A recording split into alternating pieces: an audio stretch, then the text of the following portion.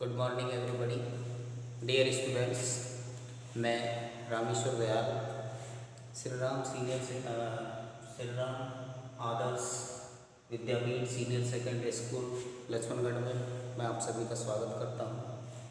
पिछले वीडियो में हमने पढ़ा था सब्जेक्ट का प्रयोग, पढ़ें कैसे और विदाउट सब्जेक्ट के सेंटेंस किस प्रकार से मिलते हैं और उनको कैसे पढ़ना चाहिए, कैसे बनाना चाहिए।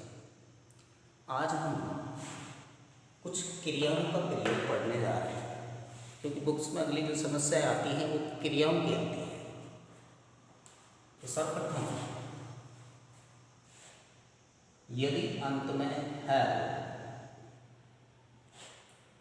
ता, रहा, चुका, गा की पहचान ना हो, की पहचान ना हो, बल्कि अंत में है या है दे रखा हो, तो हम किसका प्रयोग करें? क्रिया प्रयोग में लेंगे हम, तो हम यूज करेंगे वर्ब, जिसे हम बी वर्ब कहते हैं, वर्तमान काल की इज एंड आर। इन तीनों वर्ब में से किसी एक का प्रयोग करते हैं। इज का प्रयोग हम संख्या एक हो, एम का प्रयोग हम केवल आई के साथ करते हैं, और आर का प्रयोग हम अधिक, एक से अधिक संख्या हो, एक से अधिक संख्या हो, तो हम आर का प्रयोग करते हैं। जैसे पार्क में 3 महिलाएं व 5 पुरुष हैं।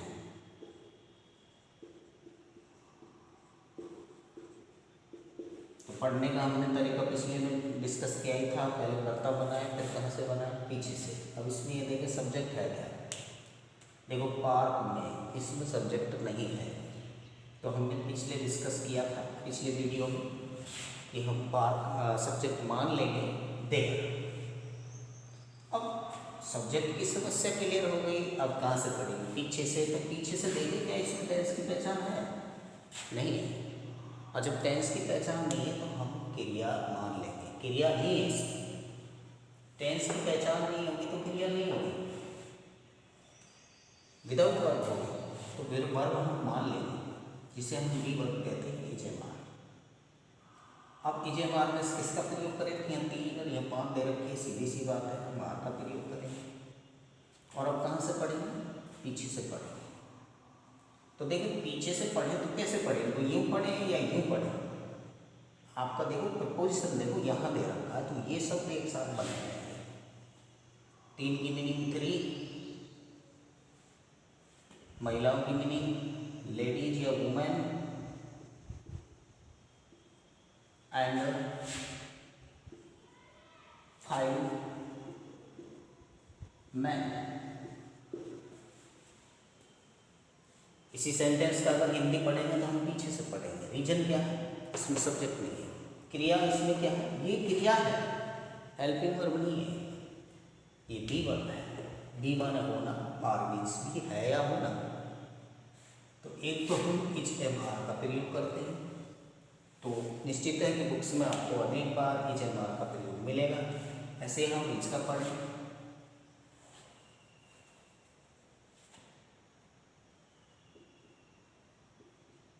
मोहन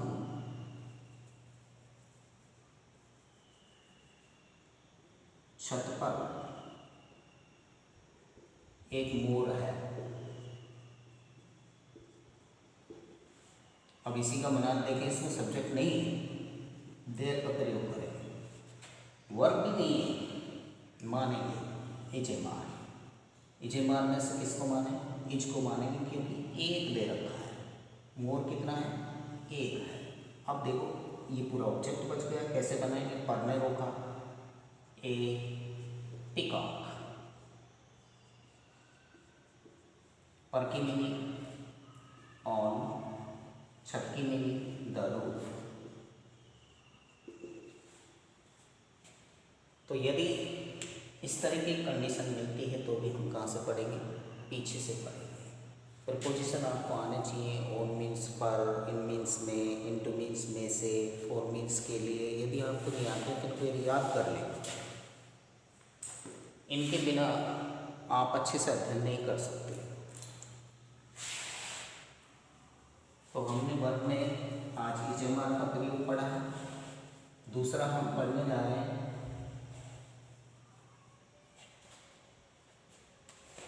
था,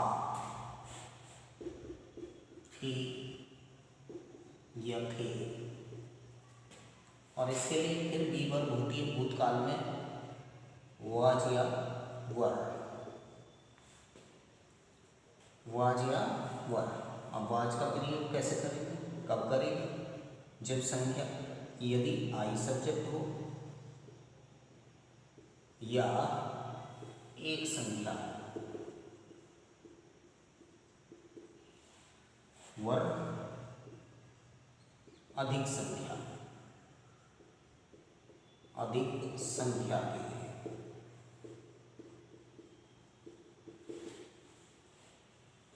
उदाहरण, कोई भी एक्सीडेंट का पैराग्राफ लिखते हैं तो इस तरीके से बनता है कि जंक्शन पर बहुत भीड़ थी, बहुत भीड़ थी। सब्जेक्ट नहीं है। अगर मान लीजिए रोड एक्सीडेंट है तो जंक्शन की जगह क्या मिलेगा? रोड। सब्जेक्ट नहीं है, पर्दे रखा है नाउन के साथ, मान लेंगे देयर। फिर पीछे से बनाएंगे था, थी, वर का प्रयोग। बहुत भीड़, बिग क्राउड। पर की मीनिंग ऑन द रोड। चूंकि ये जो बिग क्राउड है ये सिंगुलर में कैलकुलेट, अनकाउंटेबल सिंगुलर में कैलकुलेट होती है, इसलिए हम किसका प्रयोग कर लेंगे? वाज का। और देखिए पार्क में, मेरी विद्यालय में लगभग 20 अध्यापक थे। तो इसमें देखें सब्जेक्ट है क्या? विराट गारा मेरी विद्यालय में, सब्जेक्ट नहीं, इसका प्रयोग करेंगे देयर। फिर पीछे से बनाएंगे वर। अब देखो यहाँ पर पोजीशन है, ये सब एक साथ बनेंगे। About 20 teachers make meaning in my school. इसी का हिंदी पढ़ेंगे तो हम कहाँ से पढ़ेंगे? पीछे से पढ़ेंगे, क्योंकि सब्जेक्ट नहीं है। ये रोक देगा हमको, ये दोनों शब्द एक साथ पढ़ने पड़ेंगे। मेरी स्कूल में लगभग 20 अध्यापक थे। इस तरीके से पढ़ेंगे। तो दो कंडीशन हम पढ़ चुके हैं वर्ब की, जो कि बुक्स में मिलती हैं और पैराग्राफ में हमें बनाने के लिए उपयोग में लेना पड़ता है। इसी तरीके से और कुछ वर्ब भी हैं जिनका प्रयोग हम पढ़ेंगे।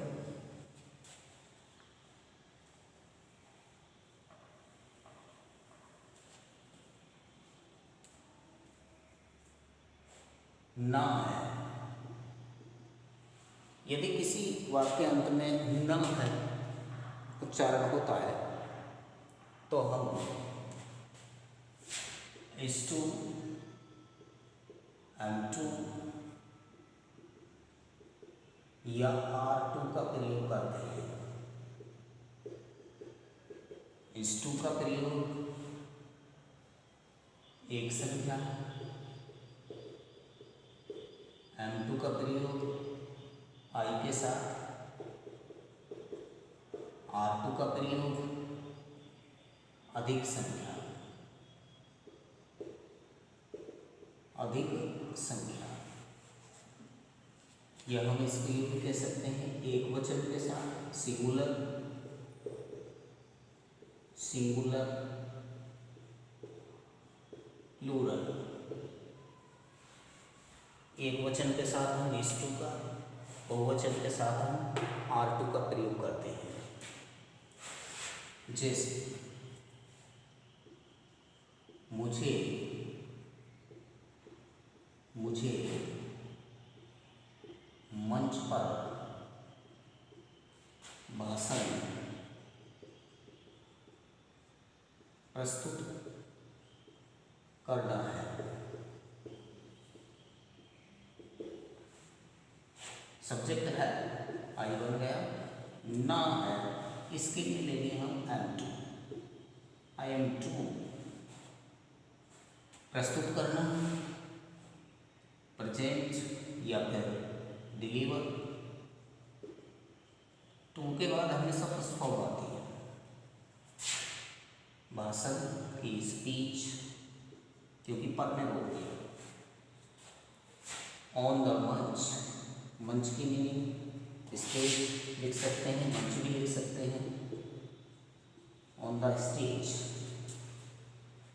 अब यदि इसी का हिंदी पढ़े तो देखो यहाँ M2 आया है, मतलब ऊटपटांग तरीके से ऐसे 2 आता है क्रिया के साथ, हेल्पिंग वर्ब के साथ।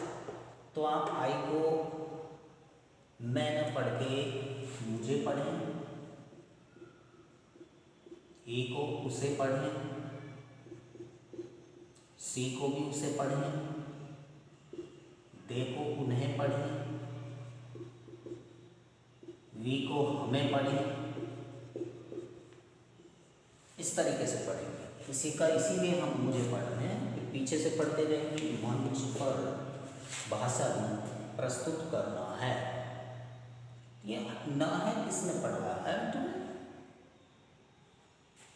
और देखें, उन्हें अंग्रेजी की 5 मीनिंग याद करनी है। अब उन्हें के लिए किसका प्रयोग करेंगे, देखा, नी है के लिए हम किसका प्रयोग करेंगे, R2 का। याद करने की मीनिंग लर्न। अब देखिए इस प्रपोजिशन में रोका, ये बनेगी 5 मीनिंग्स की मीनिंग ऑफ इंग्लिश।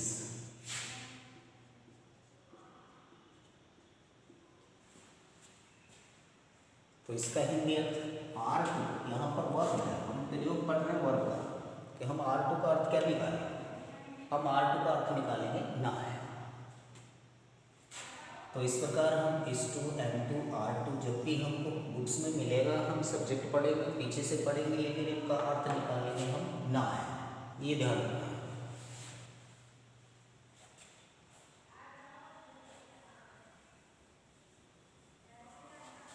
अगला वर्ब का प्रयोग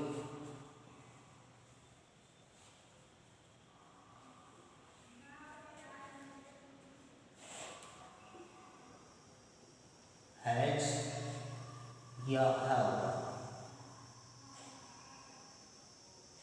हैज या हैव।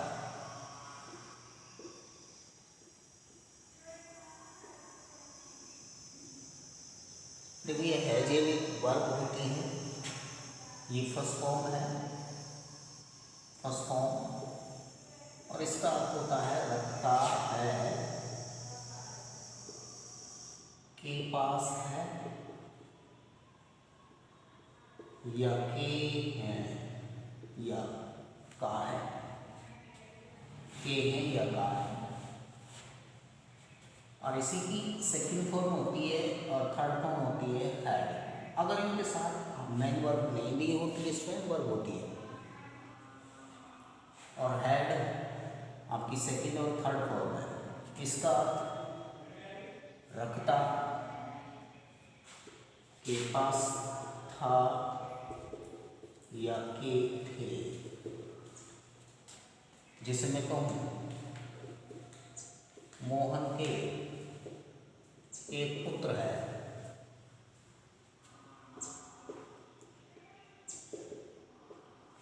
अब यही देखें आप के है, इसके लिए क्रिया वर्ब यूज लेंगे हम, यह हेल्पिंग वर्ब नहीं है, ये वर्ब है, इसके लिए वर्ब यूज ले जाएंगे। सब्जेक्ट इसमें है, हम बना देंगे मोहन के है, इसके लिए यूज लेंगे हम हैज। ऐसा नहीं, तो यदि जब भी हमें हैज या वर्ब लिखी मिलती है तो हम उसका अर्थ निकालेंगे, रखता है, के पास है, के है। 11th क्लास में एक लेसन है 3 डांसिंग बर्ड, उसमें बहुत सारे सेंटेंस सभी टाइप के प्रयोग किए गए हैं। तो उसमें ये भी है कि सिंधु के पास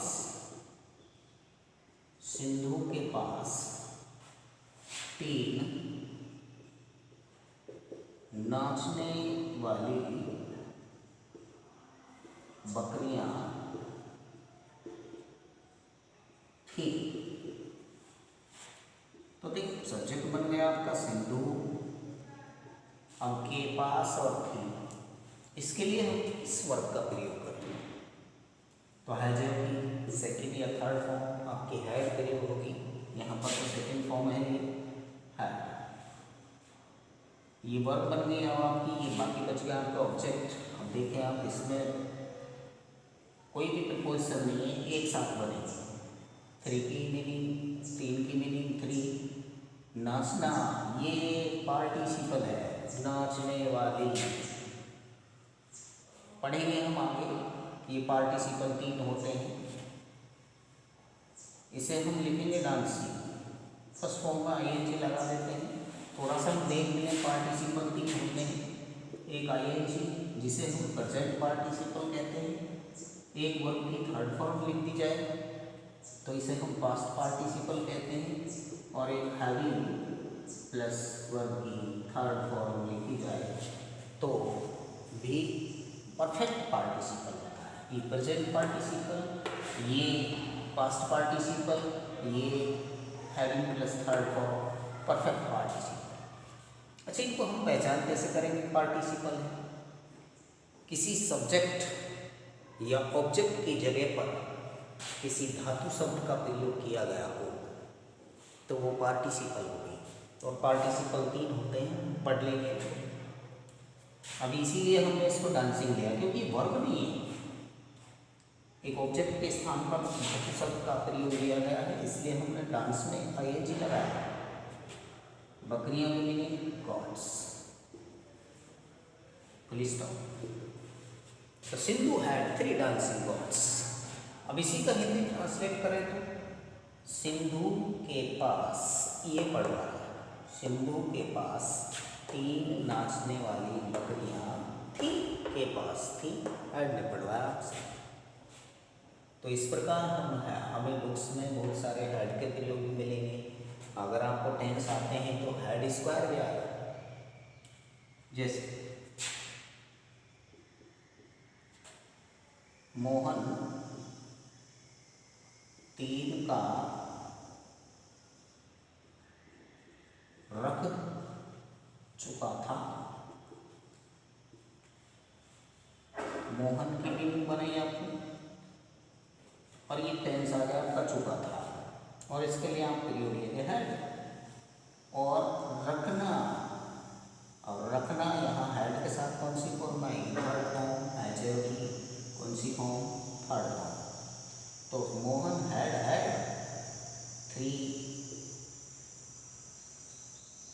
3 कॉर्स। तो ऐसा नहीं है कि बुक्स में डबल हैड मिल रहे हैं आप उनको गलत मान जाएं, वो सही हो। एक हेल्पिंग वर्ब होगी और एक वर्ब होगी। तो हमने अगला वर्ब का प्रयोग पढ़ा है हैज और हैड।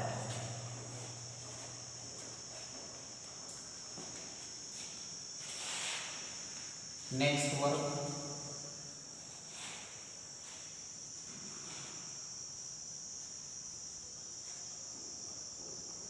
हैज टू और हैव टू।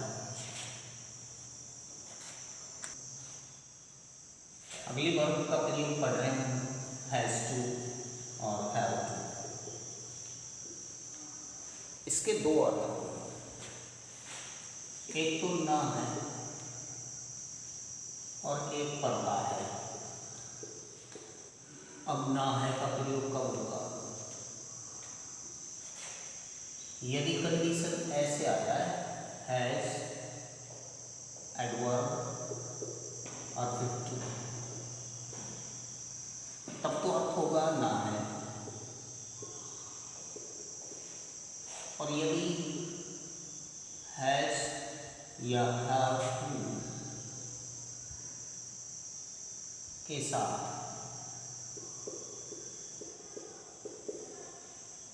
हैज टू या हैव टू डायरेक्ट दे रखा हो तो इनका अर्थ होता है पढ़ता है। अगला प्रयोग, जिसे मैं कहूँ मुझे आज ही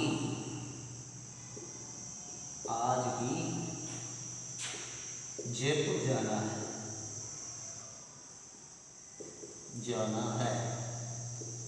तो डियर स्टूडेंट्स, थोड़ा सा डिफरेंट यहाँ पे ये पहचाने कि ना है के लिए हमने इस टू एंड टू और आर टू का प्रयोग किया है, लेकिन यहाँ हम उसका नहीं करेंगे क्योंकि इसमें एडवर्ब दे रखी है, क्रिया विशेषण दे रखी है।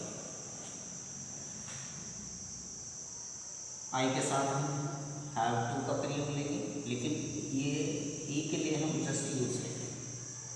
आई हैव जस्ट टू, जाने के लिए गो टू जयपुर।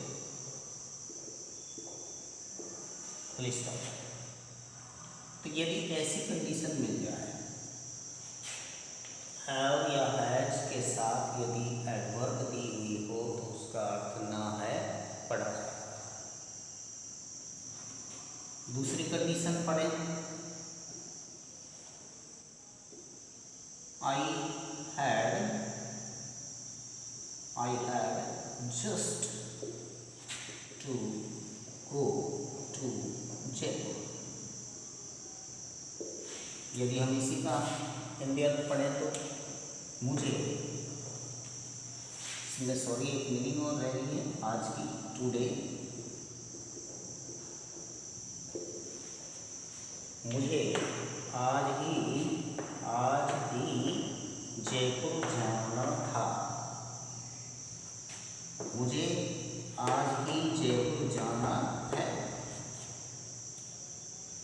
तो नोट कि हम यहाँ पर ये पढ़ चुके हैं, यदि हैड एडवर्ब टू दे रखा हो तो हम अर्थ पढ़ेंगे ना था, और यदि हैड टू दे रखा हो तो हम अर्थ पढ़ेंगे पढ़ता था या पढ़ता।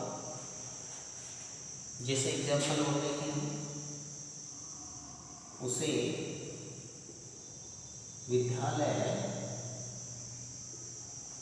जाना पड़ता है।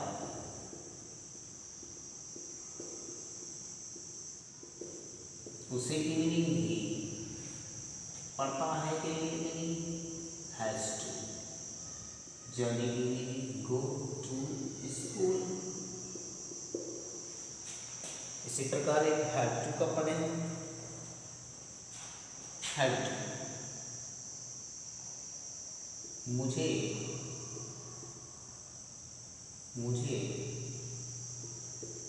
रोजाना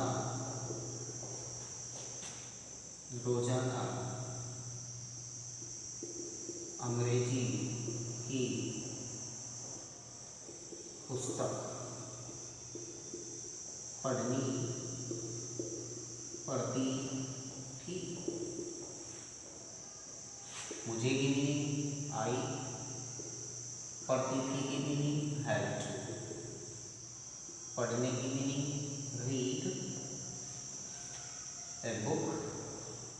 या हम ऐसे लिख सकते हैं इंग्लिश बुक, इंग्लिश बुक। तो डियर स्टूडेंट, आज हमने हैज़ टू और हैव टू तक की वर्गों का प्रयोग पढ़ा है। तो सर्वप्रथम हमने पढ़ा है इस एम आर, इसके बाद is to, am to, are to, इसके बाद वाज टू, वर टू, और इसके बाद हैज़ हैव का प्रयोग। नेक्स्ट अगले वीडियो में पढ़ेंगे। थैंक्स।